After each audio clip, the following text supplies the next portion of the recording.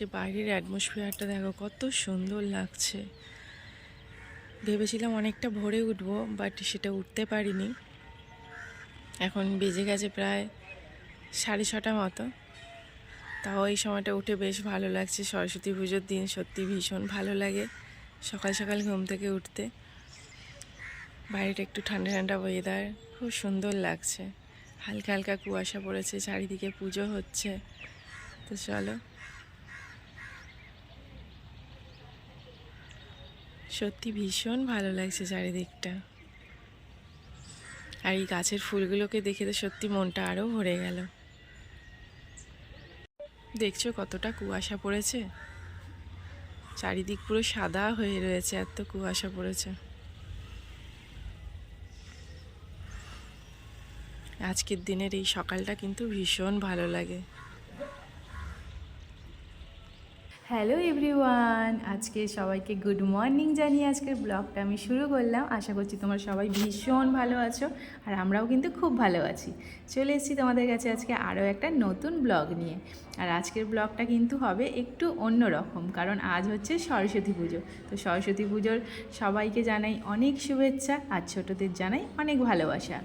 সবাই অনেক আনন্দ করো, অনেক ঘুরে বেড়াও, কিন্তু সবটাই কিন্তু সাবধানে। আজকে সকাল সকাল উঠবো তো ভেবেছিলাম, কিন্তু একটুখানি লেট হয়ে গেছে। 6:30টার সময় উঠেছি। ওঠার পরে বাইরের ওয়েদারটা এত ভালো লাগছিল, সত্যি ভীষণ ভালো লাগছিল। আর এই সরস্বতী পুজোর ভোরবেলা ওঠাটা খুব ভালো লাগে, ছোটো থেকেই ভালো লাগে। তো ভালো লাগছিল, তোমাদেরকে তো দেখালাম। আর তারপরেই আমি ভাবলাম আজকে সকাল সকাল একটু রান্নাটা করে নিই। তারপরেই আমি চলে এসেছি কিন্তু রান্নাঘরে, কারণ সরস্বতী পুজোর সকালবেলাটা রান্নাটা হয়ে গেলে না, মানে আদার্স যেসব কাজগুলো থাকে, সকালবেলা স্নান করা, তারপরে একটু অঞ্জলি দেওয়া, তারপরে যদি একটু ঘুরতে বেরানো, তাহলে আর রান্নার দিকে আর ইচ্ছা হয় না। তাই ভাবলাম সকাল সকাল আগে রান্নাটা সেরে ফেলি। তাই জন্য আমি ভেবেছিলাম আজকে সকালবেলা একটুখানি ছোলার ডাল আর লুচি করব। কারণ সরস্বতী পুজোটা দেখবে, মানে আমরা যখন স্কুলে যেতাম, এই ছোলার ডাল, লুচি, কাশ্মীরি আলুর দম, রাইস, এই সবই আমাদের স্কুলে খাওয়াতো নিরামিষ। তো তাই জন্য ইচ্ছা হলো একটুখানি ওরকম টাইপের একটু খাওয়া দাওয়া করে একটু পুরোনো দিনের স্মৃতিটাকে একটু তরতাজা করায়। তো তাই জন্য আমি ভেবেছিলাম ছোলার ডাল আর লুচি বানাবো সকালবেলার টিফিনে। কিন্তু আমার হাজব্যান্ডের ইচ্ছা হলো যে একটু ফুলকপির রোস্ট খাবে। তাই জন্য আমাকে বলেছিল একটু ফুলকপির রোস্ট বানিয়ে দেওয়ার জন্য। তাই জন্য আরও একটু তাড়াতাড়ি করতে হলো, কারণ ফুলকপির রোস্ট বানাতে তো অনেকটা সময় লাগে। তাই ভাবলাম আগে আমি ফার্স্টে রান্নাটা করে নেব। তাই ওর ইচ্ছা হয়েছে ফুলকপির রোস্ট খাওয়ার, আর আমার ইচ্ছা ছিল একটু ছোলার ডাল দিয়ে লুচি খাওয়ার। তাই দুজনের ইচ্ছা মতো দুটোই বানিয়েছিলাম।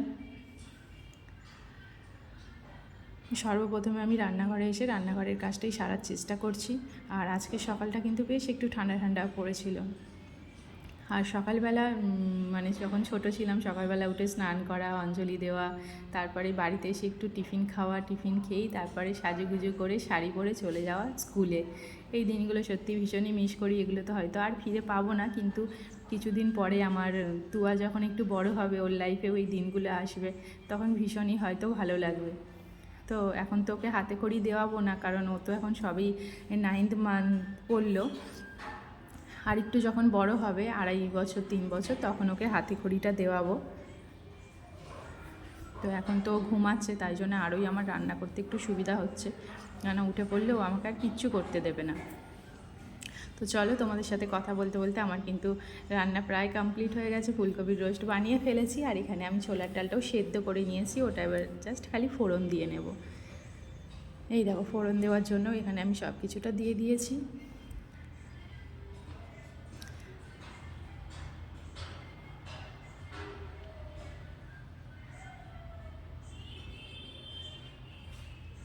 এবারে ছোলার ডালটা ফোড়ন দিয়ে দিলেই আমার কিন্তু মোটামুটি সকালের রান্নাবান্না কমপ্লিট। এখানে ছোলার ডালও কমপ্লিট হয়ে গেছে, তারপরে আমি ময়দাটাও মেখে নিয়েছি।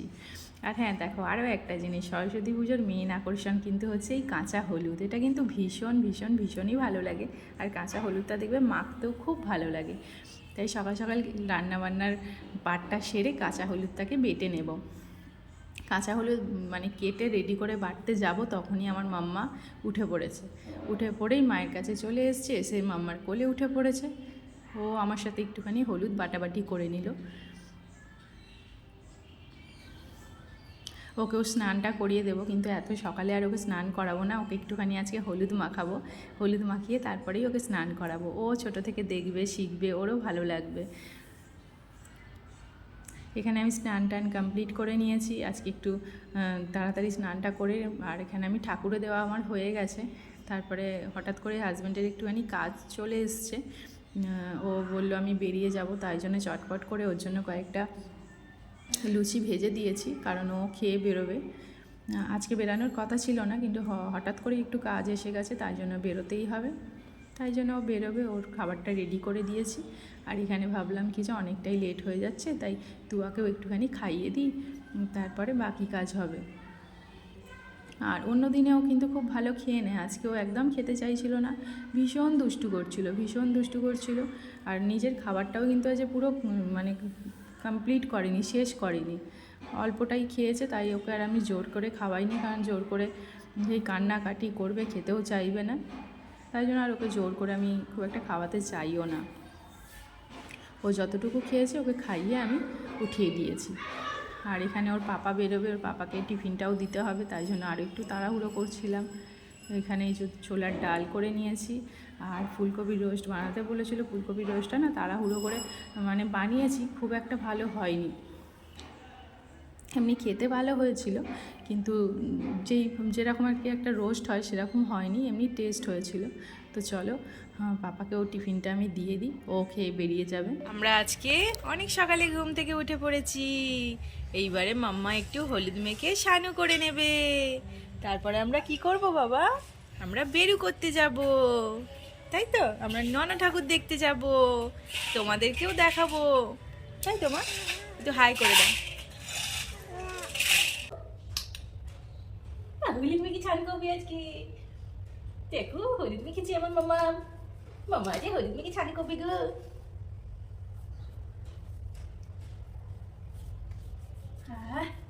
সুন্দর হলুদ, কি সুন্দর হলুদ।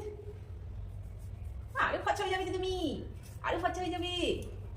হ্যাঁ গো, হলুদটা একটু ঠান্ডা লাগছে তোমার, একটু ঠান্ডা লাগছে গো। দেখি দেখি দেখি দেখি মুখটা একটু দেখি দাও, দেখি দাও। বলি দেখো আমি হলুদ মেখে নিয়েছি তো, আমি ছাড়ু করবো বাড়ি। চলো আর মাখতে হবে না, অনেক মেখে নিয়েছি, চলো।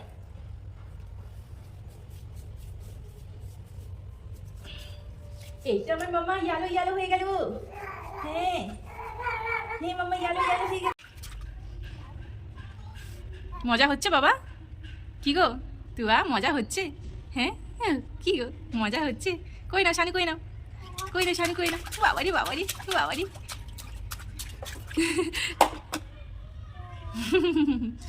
স্নান করতে ভালো লাগে বাবা? আমি তো ভয় পেয়ে গেলাম। বকছো কেন আমাকে?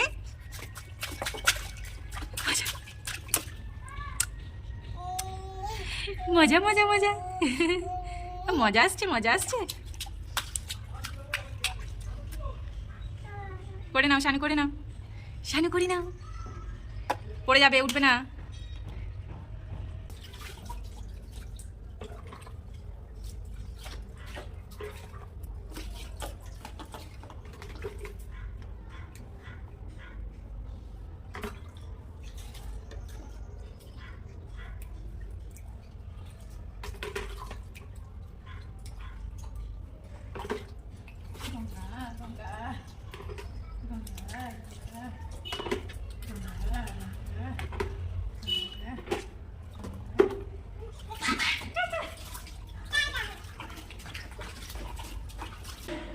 ও বাবা, কি সুইটু লাগছে গো।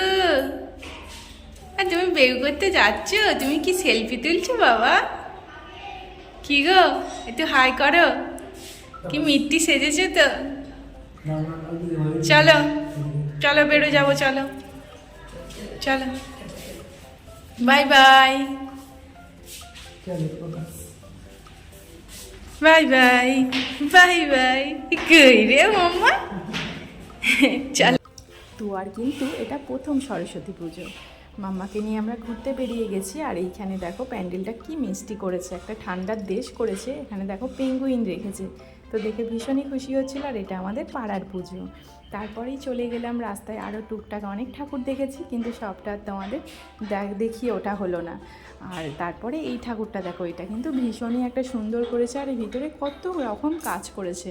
আর এখানের আলপনাটা দেখো কত বড় করে আলপনা দিয়েছে। আর আলপনাটা কিন্তু এখানকার যে স্কুলের স্টুডেন্টরা তারা নিজের হাতে দিয়েছে। আর এখানে পুজোটা এতটাই ভালো হয়, প্রত্যেক বছর এরা প্রাইজ পায়, ফার্স্ট সেকেন্ড থার্ড এইসব প্রাইজগুলো পায়। আর এখানে দেখো সামনের রঙ্গোলিটাও খুব সুন্দর করেছে ফ্রন্টে। তারপরে স্কুলটাও একটু ঘুরিয়ে ঘুরিয়ে দেখাচ্ছিল ওর পাপা আমাদের, কারণ এই স্কুলে কিন্তু ও পড়াশোনা করেছে। ওটাই কিন্তু মাম্মাকে বলছিল, মাম্মা আমি কিন্তু এই স্কুলে পড়াশোনা করেছি। আর স্কুলের পুজোটা কিন্তু ভীষণই ভালো হতো, আমি বিগত 2-3 বছর ধরে দেখেছি। আর এখন হয়তো আর অতটা মানে বড় করে হয় না, কিন্তু পুজোটা বেশ ভালোই হয়েছে, সুন্দর কারুকার্য করেছে, ভীষণই ভালো লাগছিল। এই যে বরিশা হাই স্কুল জনকল্যাণ, তো এখানে ওর পাপা পড়তো। ভীষণই ভালো লাগে এখানের পুজোটা দেখতে, আমরা প্রত্যেক বছর আসতাম। তো এবছরে 3 জনে এলাম মাম্মার সাথে, আমাদেরও এটা প্রথম সরস্বতী পুজো, তাই 3 জনে মিলে এই বছরে ঘুরছি, ভীষণই ভালো লাগছে। তারপরে বেরিয়ে পড়লাম আমরা। আর এখানের এই ঠাকুরটা দেখো, এই ঠাকুরটা দেখে আমরা মানে নেমে আসতে বাধ্য হলাম। ঠাকুরটা এত বড় করেছে, মানে দুর্গাপুজোর যে সরস্বতী ঠাকুর হয় সেই ঠাকুরটাও মানে এতটা বড় হয় না, এত বড় করেছে। তোমরা ক্যামেরায় কতটা বুঝতে পারছো আমি জানি না, কিন্তু ঠাকুরের চোখটা দেখো, চোখটা দেখেই মনে হবে যে ঠাকুরটা কতটা বড়, দুর্গা ঠাকুরের মতো টানা টানা চোখ। ঠাকুরটা ভীষণই বড় করেছে। আর এই জায়গাটা কিন্তু খুবই চেনা, কারণ এখানে তুয়াকে নিয়ে কিন্তু আমরা প্রায় আসি। এই সাইডেই কিন্তু পার্ক আছে, এই পার্কেও প্রায় এসে থাকে। মাম্মা ভীষণই খুশি হয়েছে ঘুরে। তো ব্লগটা আজকে আমি এখানেই শেষ করলাম। তোমাদের যদি ভালো লেগে থাকে একটা লাইক করে আমার পাশে থেকো। আজকের মতো টাটা।